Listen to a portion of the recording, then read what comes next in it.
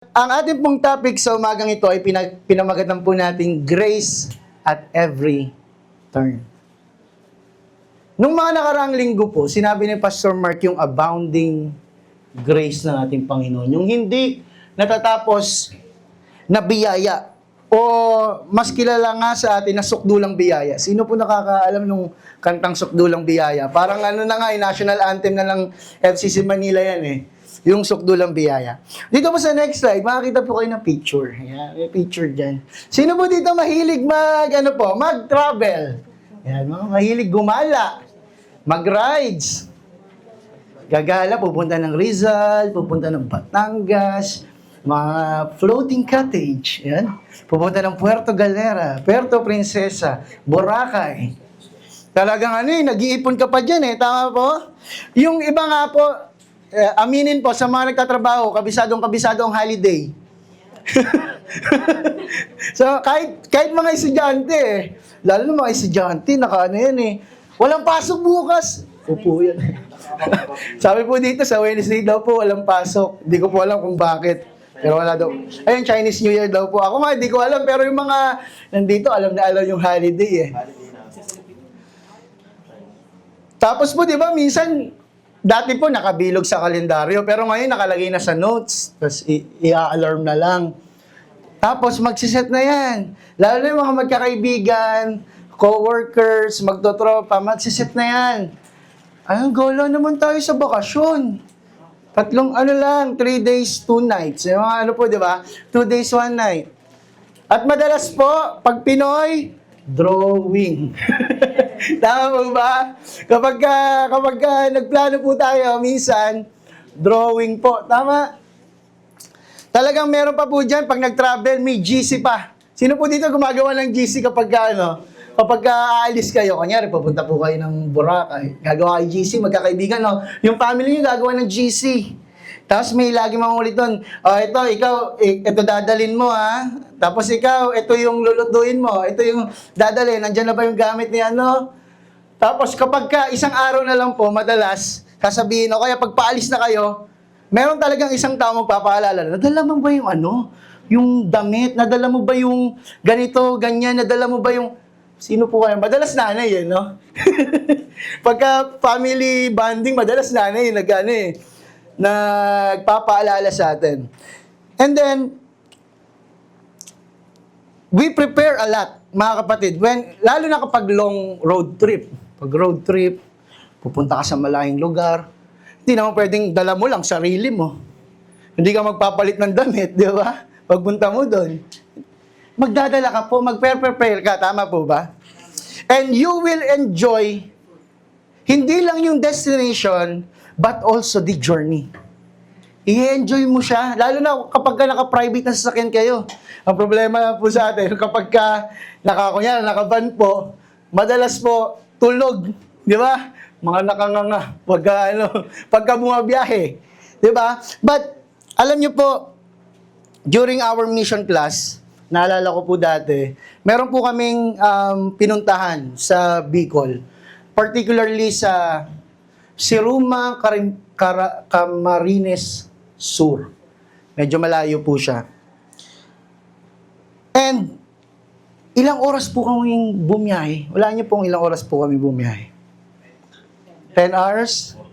14, 12, 20 hours? 20 hours po kami bumiyahe. Napakaliblib po ng lugar. Alam na po yata ni Sister Ana Nakwento ko na po yata sa kanya. Anyway, 20 hours po kaming bumiyahe. May pupuntahan po kasi kami dong mga small community na kung saan parang very isolated din siya, yung place na yon. Naalala ko po, nung habang ginagawa ko po itong preaching, kasi ako pa pag gumagawa ng preaching, ang last ko, introduction. Gumagawa po ang preaching, last part na, naalala ko po yung time po namin nun. Bakit po? Sobrang dami pong nangyari sa 20 hours po naming biyahe. Sa sobrang tagal po, dadaan ka sa Bituang Manok. Sino po mga nakapunta na po sa Bicol? Talagang dadaanan mo yung mga nakakahilong sigsag-sigsag na road. Paakyat, pababa. May mga malulubak. At muntikan pa po kaming maaksidente dahil yung nasa harapan po namin na bus, bumangga po dun sa parang pick up po. Bumangga. Buti na lang nakapreno po agad yung bus na sinasakyan po namin. Imagine niyo po, sa 20 hours na yon, hindi po natapos yun. Pagkadating po namin ng Naga, sa may terminal sa Naga, sumakay po kami ng jeep. Alam niyo po yung mga jeep sa probinsya, yung mga barako yan eh. Kayang sumuhong kahit saan eh. Sumakay po kami noon, naka parang 14 hours na po kami sa bus, then another 6 hours po sa jeep. Dahil puno po sa loob, andun po kami sa taas. So, sa may bubong po kami, nakaupo kami, konting ano mo lang, baka malaglag ka. Imagine niyo po, bakit ko po ito kinikwento sa inyo? Sometimes our life is like, parang traveling. Tama po? May journey po at may destination po tayo. May patutunguhan po tayo. But along the way, meron pong mga challenges. May mga struggles po. Madalas, sigsag yung buhay mo. Madalas, paangat. Minsan, pababa. Pasikot-sikot, malubak. Life is a journey. Sabihin nyo nga po sa katabi nyo, life is a journey.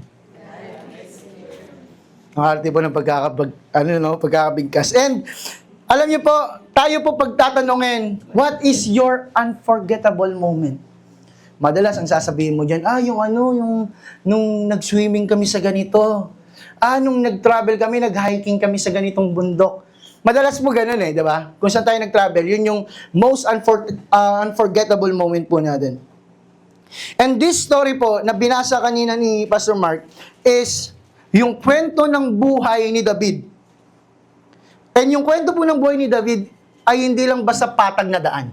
It is not just a flat road with a good car, with good food, kundi it is a journey of ups and downs. Sino po nakaka-relate dito na ang buhay po natin ay minsan nasa taas, minsan nasa baba. Alam niyo po yung kanta na baka malata po yung edad natin eh. Yung gulong ng palad. Yung mga nakakaalam po, alam ko na. Alam niyo po, bago ko po ipaliwanag, sino po dito nakakakilala kay David? David. Marami po sa atin nakakilala kay David, pero para sa mga hindi po nakakilala, this is the short background of David. Ito po yung mga key events ni David sa kanyang buhay. Yung buhay niya po, it is full of challenges, violence, and affliction. Napakarami pong nangyari sa buhay niya. Kung sa tingin po natin, sa mga kabataan na rito, parang sinasabi natin na sobrang bigat ng mundo ko. Ang dami nangyari sa buhay ko. Tignan po natin itong karakter na ito. Una, inanoint po siya ni Samuel. Pag sinabi pong inanoint, ay itinalaga. Bago pa man po siya naging hari, ay itinalaga muna po siya ni Samuel sa kanyang batang edad. At hindi po siya, kung titignan mo si David, hindi siya yung tao na maaring maging hari during that time. Pangalawa, alam po natin yung kwento, lalo na sa mga matagal na, he defeated Goliath. Tinalo niya po si Goliath sa pamamagitan po ng slingshot. At yung sling po nila, hindi po yung sa atin na tirador na ganon. Kung makikita nyo po yung slingshot dati, yung parang may stick, tapos may mahabang taling ganon, tapos may hawak, parang pansalo sa dulo, nandun po yung bato, tapos iikot-ikot po yun, tapos saka po ibabato. Kumuha po siya ng 5 bato. 5 maliliit na bato. Small stones. Smooth stones. At ilan po yung pinangtira niya kay Goliath? Sino po nakakaalam? Ilan po? Dalawa? Alam ko nagjo-joke eh. Isa lang po. Baka sabihin nyo, lahat yun eh, binatong ganun eh. Isa lang po. Imagine niyo po yun. And then, nag-serve din po siya kay Saul. Si Saul po, sa mga hindi nakakaalam, siya po yung hari ng Israel during that time. The first king of Israel. Nag-serve po siya kay Haring Saul, knowing na siya rin po ay inanoint na bilang hari. Nag-serve po siya. Siya po ay manunugtog ni Saul kapag ka medyo mabigat yung pakiramdam ni Saul. Siya po yung tumutugtog ng harp. Tumutugtog po siya. But, siya po ay pinagselosan ni Saul. Bakit? Pinagselosan siya ni Saul dahil kapag kami mga battle, may mga laban, at pinapadala si David. Pagkatapos po ng laban, ng war, pagbalik po nila sa Israel, ang ginagawa po ng mga manunugtog doon ay gumagawa ng awit para sa mga lumaban, para sa kanila, sa mga army nila. At ang lagi pong awit ng mga manunugtog at ng mga tao po doon, si Saul ay nakapatay ng 1,000 at si David ay nakapatay ng 10,000. Imagine niyo po, si Saul hari during that time. At kinakantahan po si David na mas magaling si David kaysa sa kay Saul. Anong mararamdaman po ni Saul? Parang maiinsulto po siya at nagalit nga po siya. Kaya nga po dito, tumakas po si David dahil sa sobrang selos at inggit ni Saul sa kanya. But still, yung faithfulness ni Lord ay nandoroon. Naibalik po si David at naging hari ng Judah. Naging hari ng Israel. Ano po yung mga challenges na dinaanan ni David? Kagaya ng sabi ko kanina, nakipagsagupa siya kay Goliath.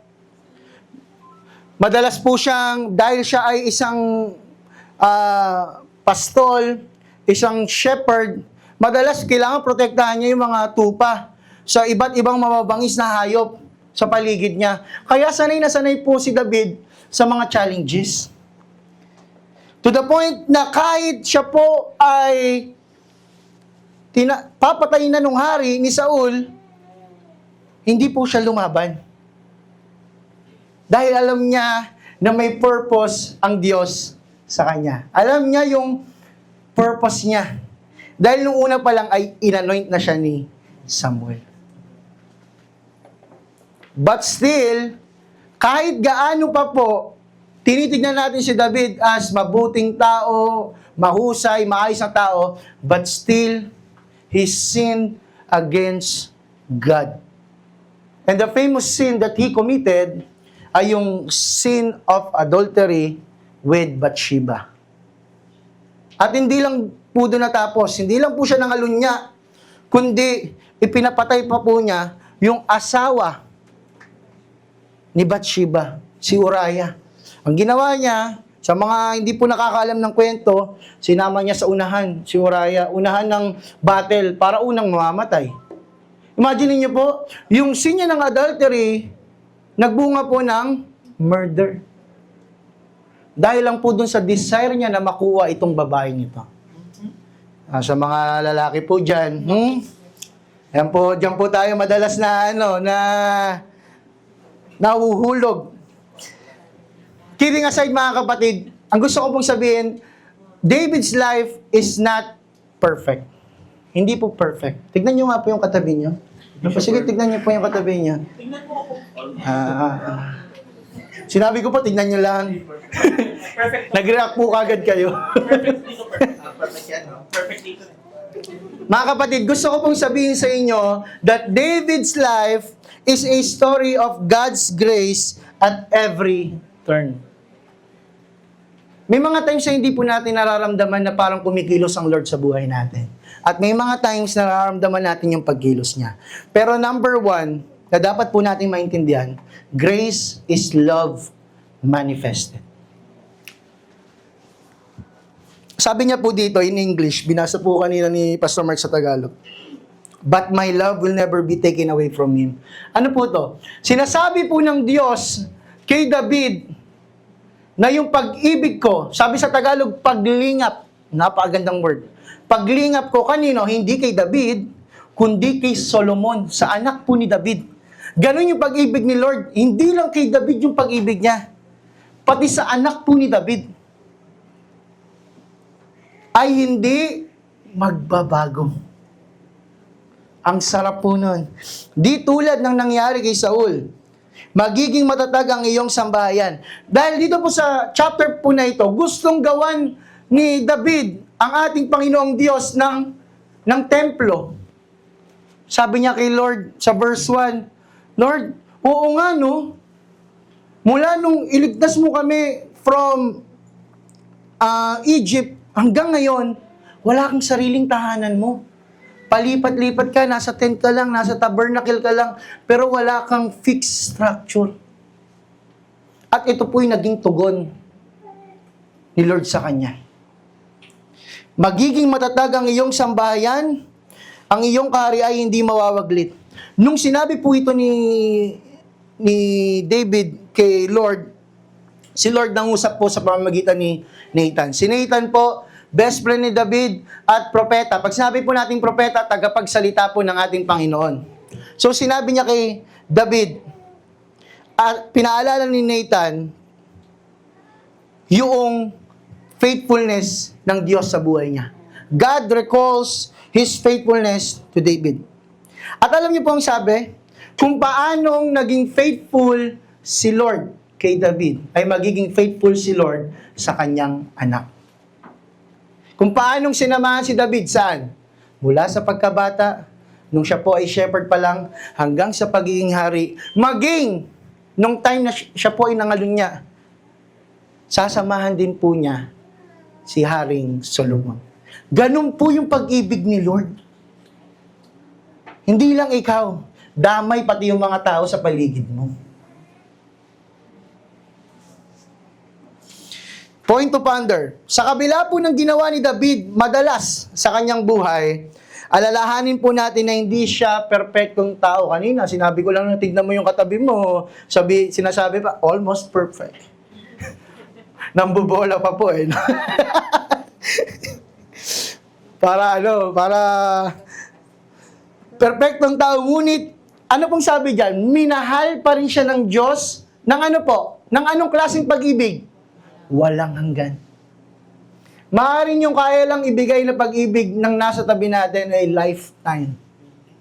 Dahil yun lang naman din po talaga yung kaya nating ibigay. Kaya nga po, totoo po yung sinasabi nila, walang forever. Sa atin po Kasi lifetime lang yung kaya nating ibigay na pag-ibig. Pero yung pag-ibig ni Lord, hindi nagmamaliw, walang hanggan.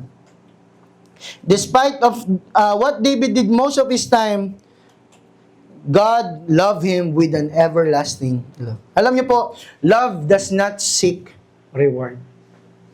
True love does not seek reward. We live in a world na popular yung salitang give and take. Sabihin niyo nga po, give and take. Pag ginawa ko sa ito, anong makukuha ko? Tama po? Kapag ka nilibre kita sa ganito, next time, ikaw naman yung malibre sa akin, ha? We live in a world na may principle po tayo ng give and take. Tama po. And somehow, sometimes, it is good. The word give and take. Pero yung love ni Lord, it is give and give more. Does not seek reward. Alam niyo po, may isang babae, nakulong po yung kanyang asawa. Yung asawa niya nakulong. Itong babaeng ito, during 1960s, nakulong yung asawa niya, wala po siyang pangbayad sa attorney. Wala po siyang pambayad sa lawyer. Ang ginawa niya po, nag-post po siya hindi po sa Facebook wala pa pang Facebook noon. Nag-post po siya sa newspaper. And sinabi niya po doon na, ayokong, tatagalugin ko na lang po ayokong mamatay yung asawa ko sa kasalanang hindi niya naman ginawa. Sabi niya, tulungan niyo ako kung sino man yung lawyer na tutulong sa akin, ibibigay ko yung 10 taon ng buhay ko para paglingkuran siya. Sa kagustuhan niya po na makalaya yung kanyang asawa, sa kagustuhan ng babaeng ito, ibibigay niya po a part of her life para lang po yung kanyang asawa ay makalaya sa bilangguan. At nabasa po ito ng isang lawyer. At hindi lang basta lawyer, kung search nyo na lang po sa Google, ang pangalan niya po ay Vincent Hallinan, if I'm not mistaken sa pronunciation, isa sa mga best lawyer sa San Francisco, California. At ito rin po, during 1950s ay tumakbo bilang presidente ng United States. Nakita niya po yung advertisement ng babae. Nahabag siya. Dinepensahan niya po yung asawang lalaki nung babae at nakalaya po yung lalaki. Bumalik ulit itong babae sa kanya at sinabi, ready na po ako, maglilingkod po ako sa iyo sa loob ng 10 taon. Ang sabi po ni Attorney Vincent, hindi na. Huwag ka na maglingkod sa akin. Libre na lang yun.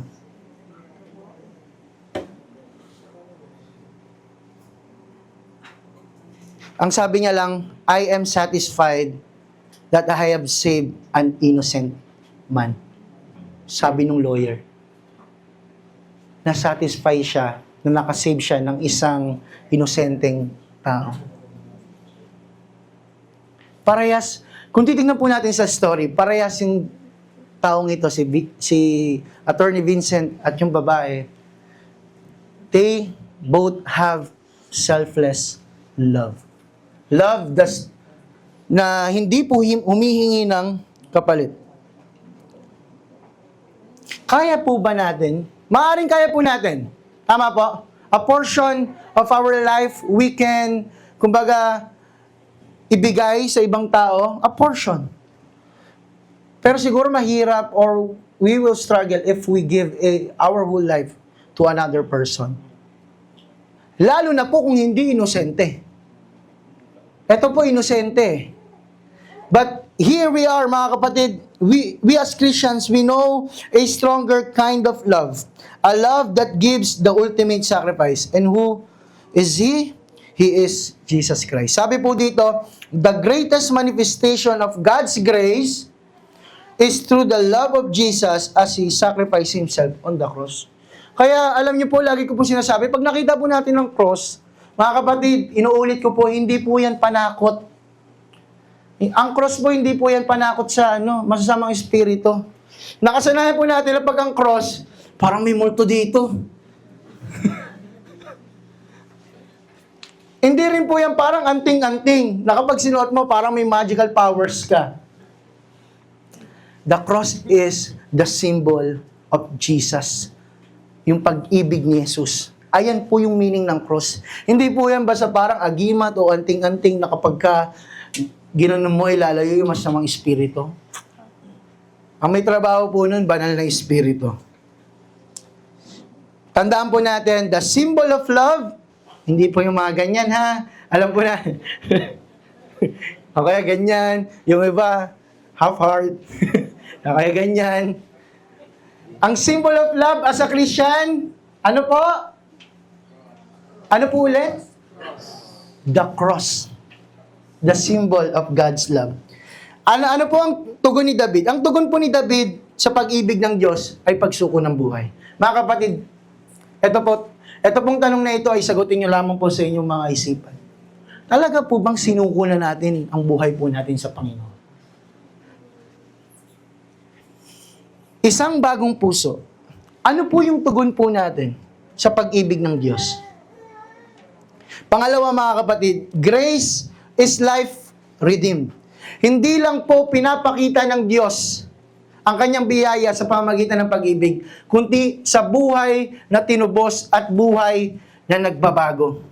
Kapag tinignan mo yung katabi mo, may nagbago na ba dyan? Meron na po bang mga natanggal dyan na mga masamang o hindi ka nais-nais na pag-ugali? Sabi po dito, point to ponder, ang resulta ng biyaya ay buhay na tinubos. Sa kabila ng lahat ng ginawa ni David sa kanyang buhay, God redeemed him. Hindi po perpekto si David, siya po ay nagkasala, lumabag sa Panginoon. Pero ang sabi ng Bible, David is a man after God's own heart. Lord, parang may favoritism ka. Pag kay David ang tawag, A man after God's own heart. Hindi po si Sean David yun, ha? Pero maganda po yung pangalan niya. A man after God's own heart. Pero nagkakasala. Alam niyo po, kaya si David, a man after God's own heart. Hindi dahil perfectong tao siya, hindi dahil siya yung pinakabanal, pinakamalinis, hindi po. Siya po kasi, kaya niyang i-admit sa harapan ng Diyos na nagkasala siya. Yung word po na pride, wala po sa puso niya yun. Luhod agad sa Panginoon. Ayaw po, pag kami naagalit, hindi ko siya papansinin. Kahit pumunta pa siya dito sa bahay namin, kahit magpang-abot pa kami sa daan. Sabi, kahit bumuka ang lupa, hindi ko siya papansinin. Mga kapatid, tigilan po natin yan. Masaya sa likod. That's pride. Kung nag-enjoy sila sa likod. That's pride. Kaya po tinawag si David na a man after God's own heart because there's no pride in his heart. Kung meron man, siguro maliit lang. Alam niyo kung bakit? Kapag ka nagkakasala siya, lumalapit po kagad siya sa Panginoon. Lapit kagad kay Lord. Huwag po kagad lapit sa kaaway niyo po, baka banatan niyo po yun. Lapit po na kay Lord. Yung mga natatawa po, parang ginawa na nila. Nagawa na. Mga kapatid ng formula po, lapit kay Lord, then lapit dun sa nakaaway mo. Okay, hindi para banatan ha. Para makipag-reconcile. Alam niyo po si David, from being a shepherd boy, sa kanila pangkaraniwan po yun, yung pagiging pastol. To being the king of Israel, one of the greatest figure of Israel's history. Ito po masasabi ko mga kapatid, once we have Jesus, ito po listen to this, once we have Jesus in our lives, your current situation is not your final destination. Ulitin ko po, once we have Jesus in our lives, our current situation is not our final destination. The moment na si David po ay inanoint ni Samuel, ano po yung final destination niya? Maging hari ng Israel. The moment na tayo po ay tumanggap sa ating Panginoon, ano po yung final destination po natin? Heaven. And the spiritual blessings ng ating Panginoon sa Ephesians chapter 1 verse 3. That's the moment. And the key is Jesus. Sabihin niyo nga po, Jesus. Siya yung susi. Sa mga matagal na pong mananampalataya dito, your current situation does not define you. Our current situation. Paano po kung si David at the middle of his life, tumigil po siya sa pagiging faithful kay Lord? Sa tingin niyo po, the story will end as he being the king?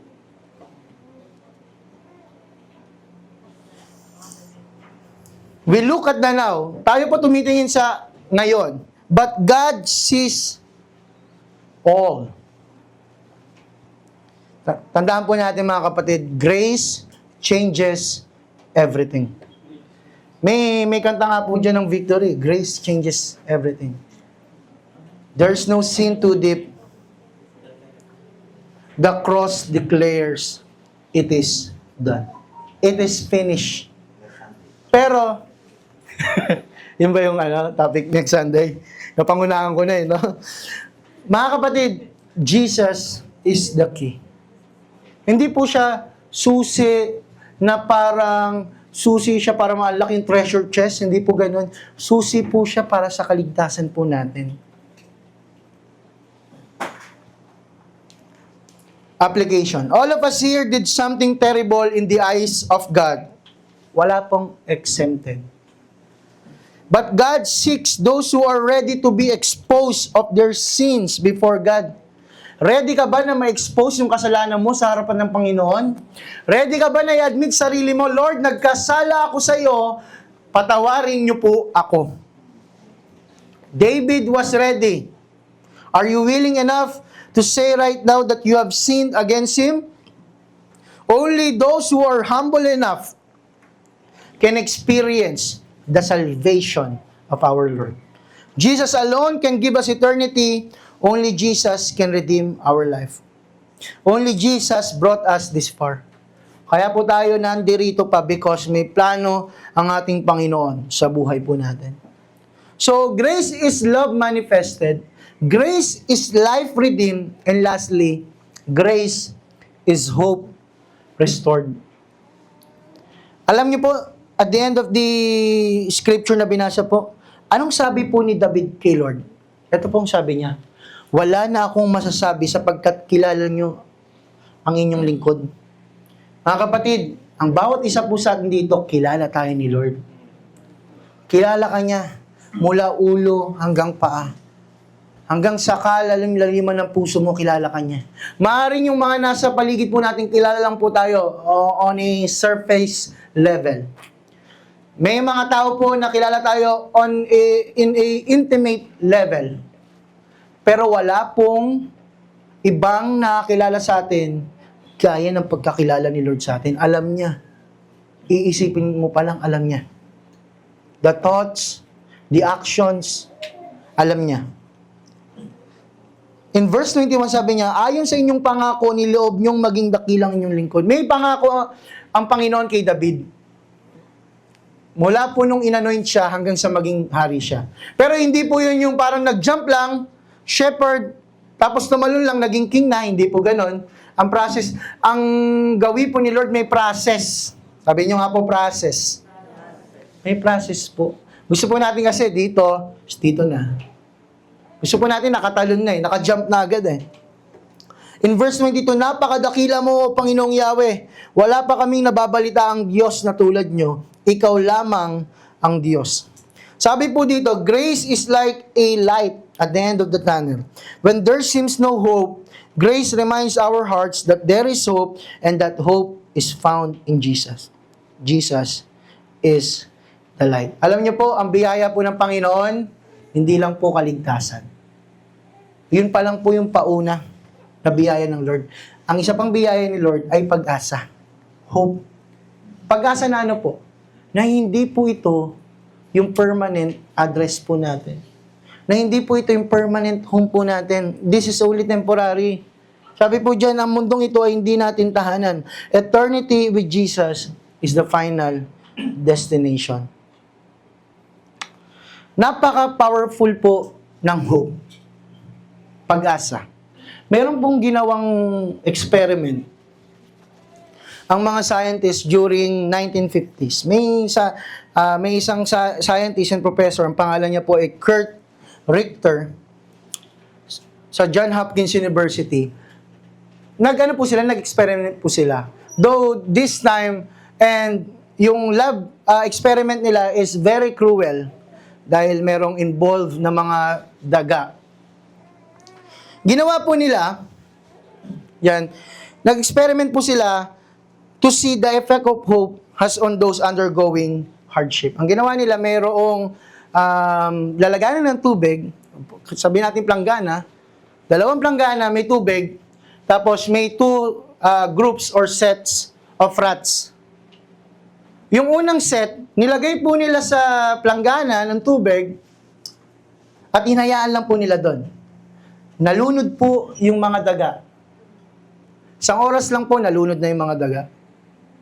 Yung pangalawang set of rats, inilagay po nila sa kabila namang planggana at nung bago po kumbaga parang bago malunod yung mga daga, iniahon po nila yung mga daga. Pinagpahinga po nila ng konti. Inilagay po muli nila doon sa planggana. At alam niyo po kung ilang oras tumagal yung mga dagang yon, yung mga iniahon bago malunod at inilagay muli. Ilang oras? Isang buong araw. 24 hours. Naglalangoy sila bago sila mamatay. Ano sa tingin niyo po yung factor bakit nakalangoy ng 24 hours yung mga dagang yun? Sige po. Sa tingin niyo po, ano yung factor? Alam nila na ako ulit sila Alam nila na ano aahunin. Umaasa sila, hoping. Sabi po nung iba, ang akala po nila ng mga scientists na ito, una po nilang hypothesis ay dahil baka nakapagpahinga sila. Kasi nga, iniahon po nila, di ba?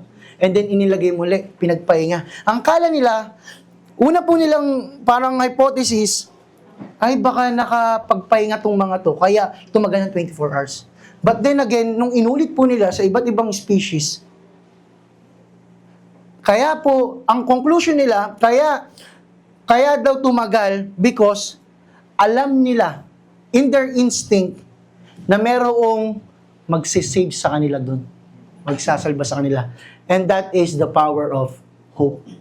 Alam po nila that kahit mag-struggle sila for a while, merong tao na magliligtas sa kanila. At yon instinct po ng hayop po yun.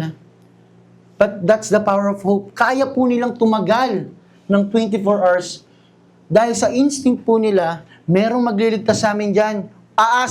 Umaasa kami na merong mag-aahon sa amin sa tubig na yan. Kaya po sila tumagal ng 24 hours. Hope holds such power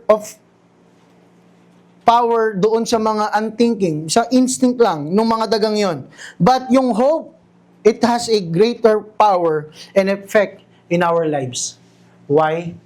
Hindi lang po tayo basta love experiment. Meron po tayong hope that is anchored in Jesus.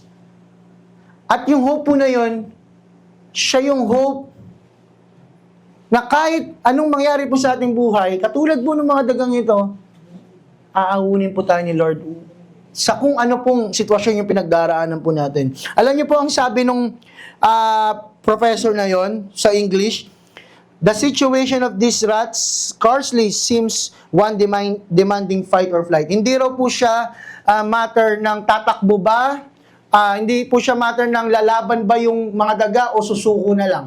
It is a matter of hope and hopelessness. Because yung unang mga daga, sumuko na lang. Yung pangalawang set ng mga daga, dahil inihahon po sila, they experience yung salvation, yung rescue. They know that someone will rescue them. And that's the power of hope. Ayun nga po, false hope pa po yun eh. Paano pa po yung true hope na kay Jesus? Yung hope ni Jesus, hindi po tayo bibiguin. Sabi po dito, where is your hope anchored? Kanino ba nakabase yung ating pag-asa? Sa ating mga sarili?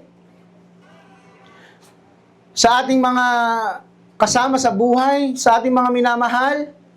Sa mga kaibigan natin? Kanino nakalaan yung ating pag-asa? Ang ating pag-asa po nawa ay nakalaan sa ating Panginoon. Let your hope be anchored in Jesus because life will hit you in every way possible. But let your hope rest to the one that saved your soul. For our conclusion, mga kapatid, in every twist and turns of life, we saw in David's life that God's grace is at work. God's grace is at work. Every minute, every second, every day, it serves as a reminder that grace is everywhere. We just need to look for it, and when we really see it, we will appreciate God and serve Him wholeheartedly. Sa mga kapatid ko po dito na nagtatanong, sino ba tong Jesus na to? Bakit kailangan kong sumampalataya sa Kanya? Mga kapatid, you will never experience the grace of our God, the grace of Jesus, the love of Jesus, if we don't really commit our lives to Him. Kung hindi po tayo mag-aalay, magsusuko ng buhay sa Kanya. And this is the right time.